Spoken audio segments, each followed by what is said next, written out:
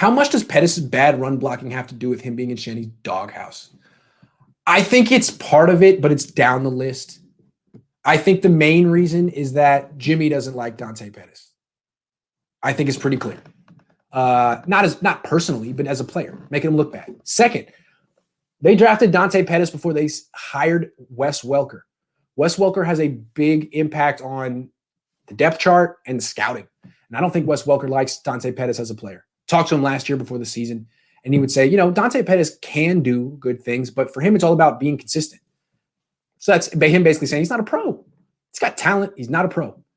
So those are, I think, the fact that he's got a vote of no confidence from the quarterback, a vote of no confidence from the wide receivers coach, who's Wes freaking Welker. So Kyle Shanahan can be like, yeah, I drafted him, but then he can also say, well, the offense has changed since then. The wide receivers coach has changed since then. What we're asking these guys to do as receivers has changed, and as you bring up, what we're asking them to do as blockers has changed. Since Jimmy's not throwing as much anymore, it's more of a run-first attack than we had envisioned it would be back in 2018. We need wide receivers who can block. So that's part of it. You need those wide receivers who can block, but also you need wide receivers who can catch passes over the middle, as I keep saying. And not just little ones like Trent Taylor, big ones, because Jimmy Garoppolo isn't the most accurate. I mean, he completes a high percentage of his passes, but a lot of that is because they're so short passes. When he throws over the middle, a lot of times his throws can sail. And it would help if he's throwing to a 6'4" or a 6'5" guy as opposed to a 5'7" guy. So I don't think Pettis really helps Jimmy. Pettis wants to be outside the numbers, running double moves, slant and goes, stutter goes, corner post corners, things like that. Things that are very like the most difficult routes to run, but not stuff over the middle. He doesn't want to catch the ball and take a hit. He didn't even want to do that in practice as a rookie. And that's what Jimmy needs, and that's the kind of receivers the Niners are getting him. Marco says, even on his 75-yard TD against Seattle, he caught the ball with his chest and alligator armed it.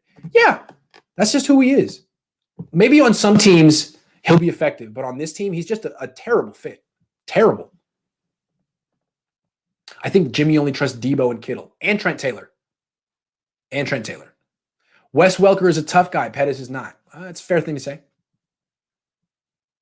say. Yeah. Would Pettis have more success if Mullins was quarterback one? No question about it.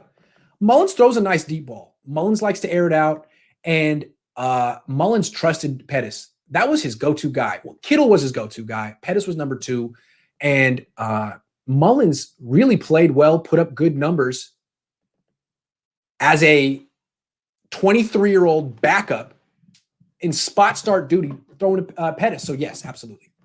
Which is why I'm not writing off Pettis. He's just, I think, done on this team. But if he could go to Pittsburgh or Detroit or any team that actually wants to go down the field, he's got a future.